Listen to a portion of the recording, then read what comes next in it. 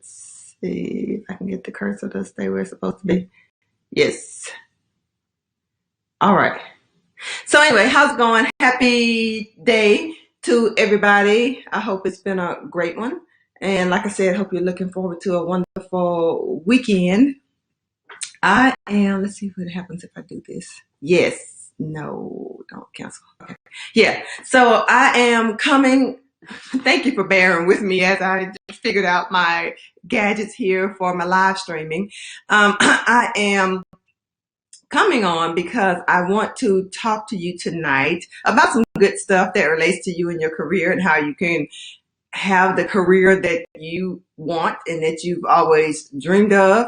I am going to be talking today about job crafting as a way to create more satisfaction in your work and in your career. So we're going to be talking about, how you can create more of what you want in your career, and you don't necessarily have to switch jobs to be able to do it. So we're going to talk about it. I am Bashana Weatherspoon, career strategist and excellence accelerator, helping women who feel frustrated in their careers to emerge from stuck and surge into their next level of success. And host of the Know Your Worth Career podcast. I'm trying to get myself all centered together right here. And we talk about things that pertain to women understanding the value and the work that they bring in the workplace as it relates to having the kind of opportunities that they desire in terms of advancement in their careers, in terms of having different kinds of opportunities and all the things that we want in our careers to make it what we call a good, satisfying career. Okay. So let's jump right to it. Like and share this video, tag a friend, a coworker, a family member, somebody that you know who is miserable in their job right now, and they might be able to benefit from the information that I'm about to share in terms of how you can use job crafting to create more satisfaction in your career. So let's jump right into it. And first of all, let's start off talking about what the heck is job crafting. So job crafting, the premise of it is that every job has some degree of flexibility. And we can use that flexibility to make the job or craft the job in such a way that it fits our skills and our preferences, and it aligns with our strengths, or better aligns with our strengths. And so why is my video? Hold on a second, my video just stopped. That is not good. Okay, let's try it again. So at any rate, okay, pardon the interruption. Technical difficulties on the set. Let's try to get Instagram back going here because it is acting ugly.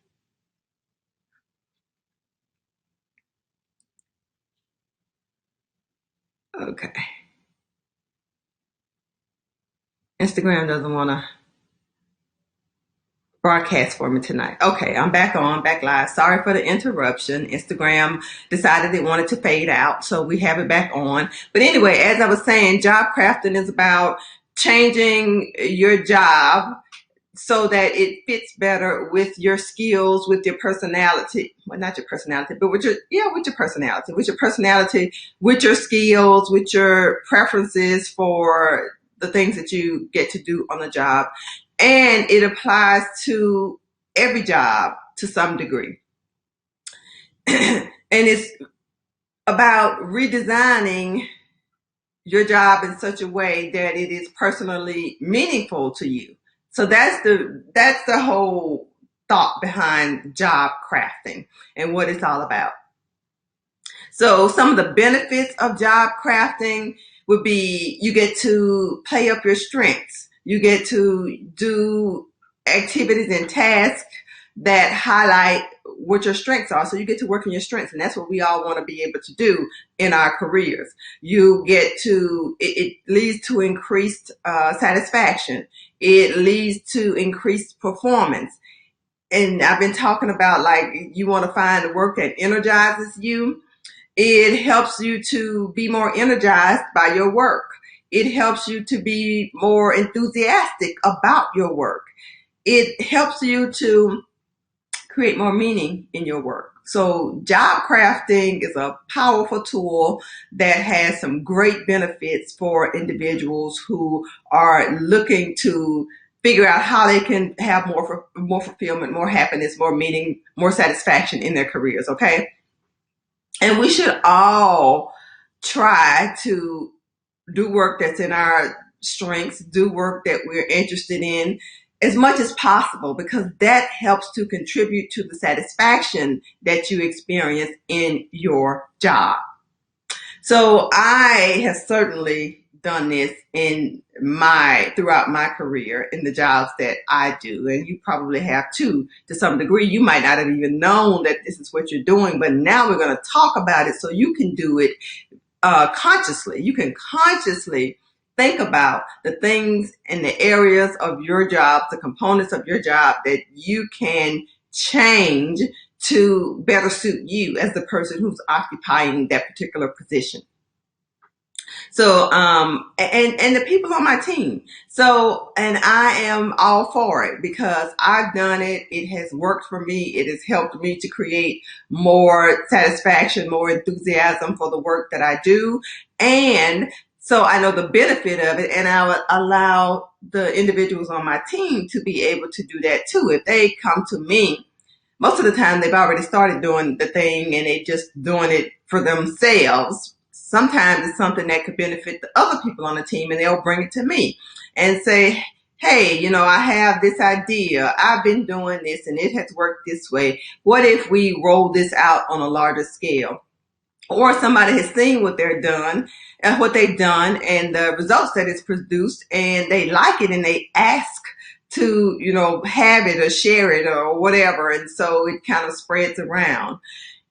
But those are ways that you can utilize your specific knowledge, skills, abilities, talent, skills, strengths, whatever, gifts, and utilize them in your work so that you create more meaning and satisfaction from it. You want to make sure, of course, now when you hire for a job, they had a specific thing or goal that they wanted you to accomplish. So we can't just say, I'm going to change my job because I don't like what you hired me to do. You can't do that. The way we do it on my team is we have different specializations or special projects that individuals get to work on. There's a core set of duties that everybody has to be able to complete, but then everybody gets to choose some little side things that they really enjoy doing so that they can have something that is really fulfilling to them in their work. For me, over the years, it's always been budget, because I have a knack for numbers and money and budgeting and that kind of thing, and thinking and planning and all of that skill set. Even though I thought when I started my career that's the one thing I didn't want to do, and it turns out that's the thing that I enjoyed the most about my job over the years until recently. So at any rate, so being able to do something like that that's adding something extra to a job, but and that's one way to do it. That's the way we do it. That's not the only way that it can be done. It can also be done by just incorporating small little changes within the job that you already do, and not adding anything necessarily that's extra. It'll be extra in some sense, but not extra like this is a whole extra project that I'm taking on. And so, that's a way that you can do it. That's a way that we do it, but there's all kinds of ways to do it. The thing is that you should try to do it. It's a good way to be able to create a specialty for yourself. It's a good way to be able to stand out from everybody else who's doing the same thing that you do or you've been hired to do, and to create the possibility for some visibility and some advancement opportunities, because I just talked about when you're doing something and people notice, you become the person who has the model for how it's done if it works well. So that's a good feather under your hat when it comes to, looking for other opportunities for advancement, or maybe you just want to try something different. I don't know. Anyway, just keep that in mind moving forward. So there's there's many ways that you can approach this. I'm going to tell you about 3 ways that you can do it that I actually like.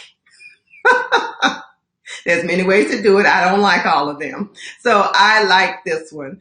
And it is, first of all, looking at 3 different areas that you can consider how you can tweak. So the first one is your task that you have been hired to do. You can look at those and say, what can I increase, like doing more of the task, or decrease because you're not that good at it, so you tend to do the thing that you're strongest at, or adjusting like the time that you spend on it. On a particular task, you can spend more time working on and creating spreadsheets versus working with customers if you're an introverted person, because that would be, something that would make you happier when you don't have to talk to people and you can work on a discrete thing and see the end result and hopefully be able to share it and other people can get some benefit from it. So that's a way that you can do it. And you just kind of tweak your tasks based on your skills and your strengths and your interests, the things that actually interest you. So you can have someone who, and I'm just going to give you some examples of the way that it's been done with my team. And so we have someone who is really good with systems. And so that person just kind of came on board and created these databases and spreadsheets and different things that we could use to become better organized. Now, the premise of the work is the same for everybody, but this person has a special knack for analyzing things and creating systems and processes and so forth. And so they've modified their tasks to include those things, and those are the things that they really, really enjoy, and they really are good at it, and it helps the team in general. So the other thing that you can look at is relational. So if you have people who really like working with other people, who like establishing relationships and, reaching across the room and collaborating with others and working together in teams, because some people really enjoy that, then that's a way that you can do it. It's called relational. So you can look at it from relational job crafting. So how can you create relationships? How can you create connections? Maybe it's with somebody on another team. Maybe it's with somebody in another department. Maybe it's with somebody in another agency.